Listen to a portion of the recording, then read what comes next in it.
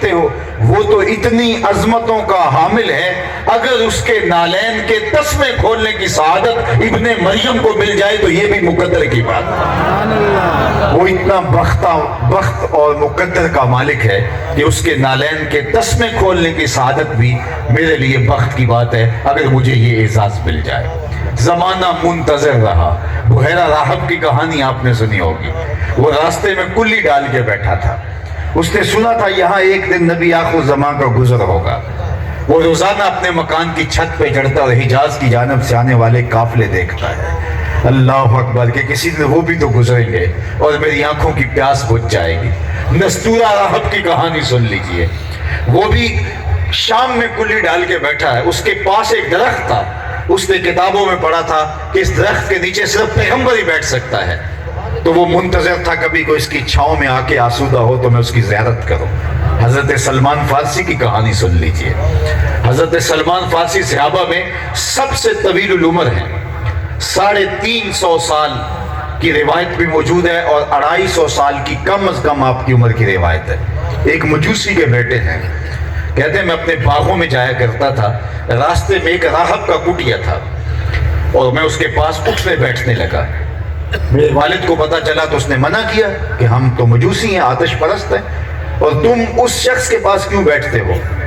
تو چونکہ مجھے اس کی باتوں سے خوشبو آتی تھی اور میں اس راہب عیسائی پادری کے پاس بیٹھتا تھا۔ میرے باپ نے روکا تو میں نہ رکا تو باپ نے گھر سے نکال دیا۔ میں حق کی تلاش میں نکلا، ایک پادری مجھے ملا، میں اس کی صحبت میں رہنے لگا۔ وہ واقعی خدا رسیدہ تھا، حضرت عیسیٰ کے دین کا پیروکار تھا۔ میں نے اس کی ایک مدت تک خدمت کی۔ ایک دن اس نے مجھے تنہائی میں بلایا، کہا کہ میرا وقت آخر آ گیا ہے، تو نے میری بڑی خدمت کی ہے اور دل سے کی ہے، اب میری تدفین کے بعد تو غموریہ چلے جانا، وہاں کا فلاں پادری وہ خدا رسیدہ ہے، تجھے اس سے خیر مل جائے گی۔ کہتے ہیں وہ واقعی 2-3 دن کے بعد انتقال کر گیا۔ تدفین کے بعد میں غموریہ چلا گیا اور جس نشانی کا پادری اس نے بتایا تھا وہ مجھے مل گیا۔ میں اس کی صحبت میں رہنے لگا اور خدمت دل و جان سے کرنے لگا۔ ایک مدت میں نے اس کی خدمت کی۔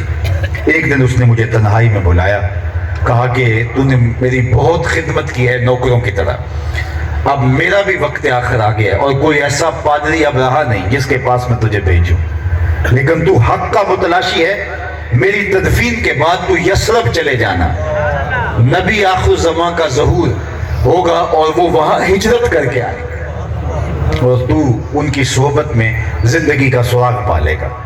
کہتے میں نے کہا کہ میں در بدری کی خاک چھانی ہے، کوئی شخص مدعی نبوت ہو اور میں دھوکہ کھا جاؤں، مجھے کوئی پکی نشانیاں بتاؤ تاکہ میں دھوکہ نہ کھاؤں۔ تو اس نے کہا 3 نشانیاں ہوں گی، ایک صدقہ قبول نہیں کرے گا، دوسری نشانی ہدیہ رد نہیں کرے گا، تیسری نشانی 2 کندھوں کے درمیان مہر نبوت ہوگی۔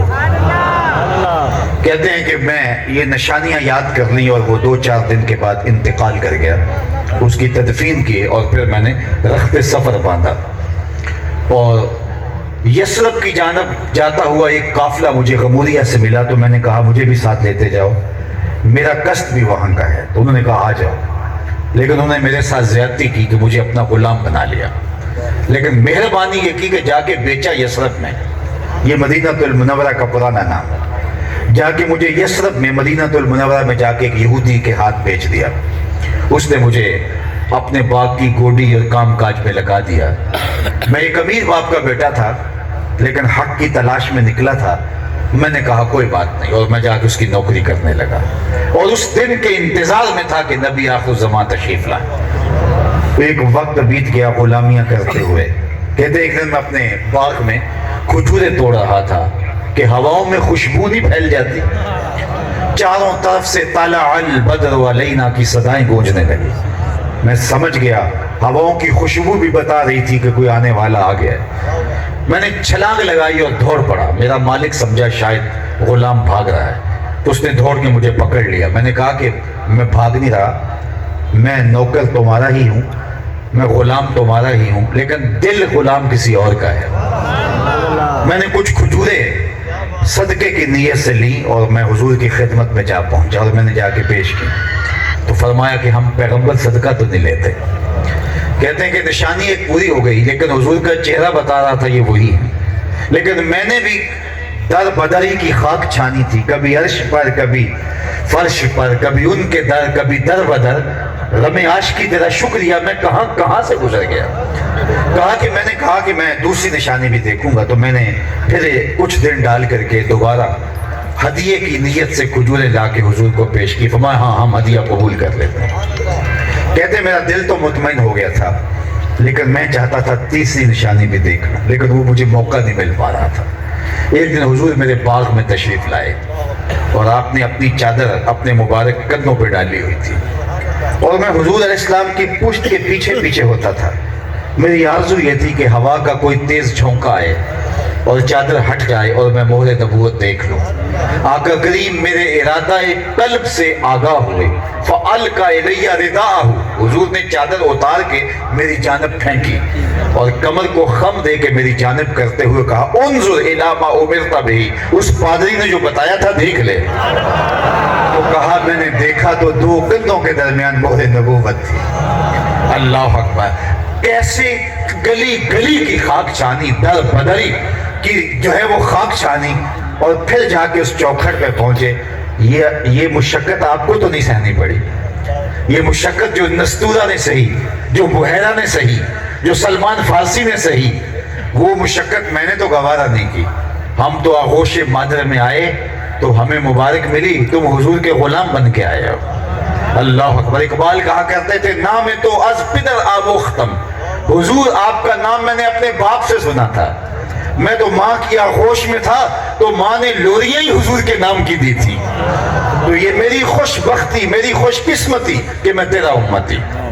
ایک دن کا محفل میلاد کیا، ساری زندگی حضور کے نام پہ لگا دو، حق کے شکر پھر بھی ادا نہ ہو۔ ہمارے بدن پہ اتنے بال نہیں ہیں جتنے رسول اللہ کے احسانات ہیں، ہمارا بال بال قرض رسالت میں جکڑا ہوا ہے۔ ہماری خوش بختی کہ ہم اس اعزاز سے مالا مال ہوئے۔ کنتم خیر امت اخرجت للناس، یہ آپ کو کہا گیا نا، یہ مجھے کہا گیا ہے۔ مجھے بتاؤ ہم اس لائق ہیں، ہم اس اہل ہیں کہ اتنا بڑا اعزاز پائیں؟ لیکن اصل شرف مکان کا نہیں ہوتا، شرف مکین کا ہوتا ہے۔ تو حضور کے صدقے سے ہمیں یہ اعزاز ملا، ہمیں یہ عزت ملی۔ آقا کریم نے فرمایا کہ ایک شخص فجر سے لے کر شام تک مزدوری کرتا ہے، اس کو ایک کی رات ملتا ہے مزدوری۔ دوسرا ظہر سے لے کر شام تک مزدوری کرتا ہے، اس کا وقت تھوڑا ہے لیکن اس کو بھی ایک کی رات ملتا ہے۔ تیسرا عصر سے لے کر مغرب تک مزدوری کرتا ہے، اس کو 2 کی رات ملتے ہیں، وقت اس کا دونوں سے کم لیکن اس کی مزدوری 2 گنا۔ فرمایا پہلی مثال یہود کی ہے، دوسری مثال نصارہ کی ہے، اور تیسری مثال میری امت کی ہے۔ ایک ہی رات لیلۃ القدر کی ایسی ہے کہ 1000 مہینوں سے بہتر ہے۔ ایک نیکی کرو گے 10 نیکیوں کا ثواب ہے، ایک دانہ اللہ کی راہ میں خیرات کرو گے 700 گنا ثواب ملے گا، اور اگر توفیق یاوری کرے، اللہ کی مدد نصرت شامل ہو تو حرم میں ایک سجدہ کرو گے 1,00,000 سجدوں کا ثواب ملے گا، ایک نیکی کرو گے 1,00,000 نیکیوں کا ثواب ملے گا۔ یہ کتنا بڑا اعزاز ہے، یہ کتنا بڑا شرف ہے، یہ مجھے دیا گیا، یہ آپ کو دیا گیا۔ میرے اور آپ کے عمل اگر ہم دیکھیں تو ہمیں شرم آئے، لیکن کنتم خیر امت اخرجت للناس، یہ اعزاز حضور کے صدقے سے دیا گیا، تو اس لیے اس کا شکرانہ ہے یہ محفل میلاد۔ اور آقا کریم علیہ السلام سے محبت کیوں نہ کریں؟ یار میں تو سینے میں دھڑکتا ہوا دل رکھتا ہوں نا، آپ تو سینے میں تڑپتا ہوا سیماب کی طرح دل رکھتے ہیں، اور دل مجبور ہے محبت کرنے کے لیے۔ جہاں حسن ہوگا دل ادھر دھپکنے لگے گا، اور کائنات کے سارے حسن حضور کے قدموں کی خیرات ہیں۔ اللہ اکبر، اعظم چشتی کی تو حیرت ہی ختم نہیں ہوتی، سمجھا نہیں ہنوز میرا عشق بے ثبات، تو کائنات حسن ہے یا حسن کائنات؟ تو میں تو مجبور ہوں محبت کرنے کے لیے، لیکن حضور علیہ السلام سے محبت تو پتھروں نے بھی کی ہے، درختوں نے بھی کی ہے۔ اللہ اکبر، احد کی چھاتی پہ حضور کا قدم آتا ہے تو پہاڑ جھوم اٹھتا ہے، تو اللہ کے محبوب فرماتے ہیں عصبت احد فإنما علیک نبی و صدیق و شہیدان، اور کبھی فرمایا احد جبل یحبنا و نحبہ، احد ایسا پہاڑ ہے جو ہم سے پیار کرتا ہے، ہم اس سے پیار کرتے ہیں۔ مجھے بتاؤ کہ کبھی پتھروں کے سینوں کے اندر بھی پیار کی جوت آپ نے دیکھی ہے؟ ہمیں تو انسانوں کا پتہ نہیں چلتا کہ کون پیار کرتا ہے اور کون پیار کے روپ میں نفرت کرتا ہے. لوکی مینوں منہ ہوتے خول چڑھا کے ملتے ہیں, ویکھن وہ کتنے چنگے پیڑے کتنے دل دے نے. کتنے لوگ ہوتے ہیں جو آستین کے سانپ ثابت ہوتے ہیں لیکن حضور احد کے کلیجے میں اپنے پیار کو بھی دیکھ رہے ہیں. اور آؤ تمہیں محبت کی ایک دل آویز کہانی سناؤں. صحیح بخاری میں یہ کہانی ہے, دل آویز کہانی, خوبصورت کہانی. اللہ اکبر. حضور منبر پہ تشریف فرما ہے, اچانک مجمع سے رونے کی آواز آنے لگی اور رونے والا اس درد سے روتا ہے کہ لگتا اس کا کلیجہ پھٹ جائے گا. حدیث میں لفظ ہے کناکۃ الخلوج, جس طرح اونٹنی کا بچہ گم ہو جائے اور وہ چیخیں مارتی ہے, دھاڑے مارتی ہے, رونے والا اس درد سے روتا ہے. صحابہ دائیں بائیں دیکھتے ہیں لیکن رونے والا دکھائی نہیں دیتا. دل لرز رہے ہیں سینوں کے اندر. مسجد نبوی اس کے رونے کی چیخوں سے گونج اٹھی اور صحابہ حیرت میں مبتلا ہیں. رونے والے کے رونے میں درد بھی ہے اور اس کی چیخیں, اس سے مسجد گونج اٹھی ہے. اور حیرت یہ ہے کہ رونے والا اس درد سے روتا ہے اور وہ دکھائی بھی نہیں دیتا. فنزل النبی صلی اللہ علیہ وآلہ وسلم عن المنبر. جب اس کی چیخ و پکار بڑھ گئی اور مسجد نبی گونج اٹھی تو حضور منبر سے نیچے اترے اور ایک سمجھ چلتی ہے.